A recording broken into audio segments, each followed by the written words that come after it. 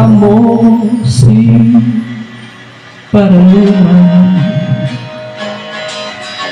Nung tayo ay bata pa, ang galing-galing mo sumayaw, makabuti man o tsa-tsa. Ngunit ang paborito ay ang pagsayaw ng elbimbo. Nakakainda, nakakaaliw, nakakatindi, balahibo. Pagkagaling sa eskwela ay didiretso na sa inyo.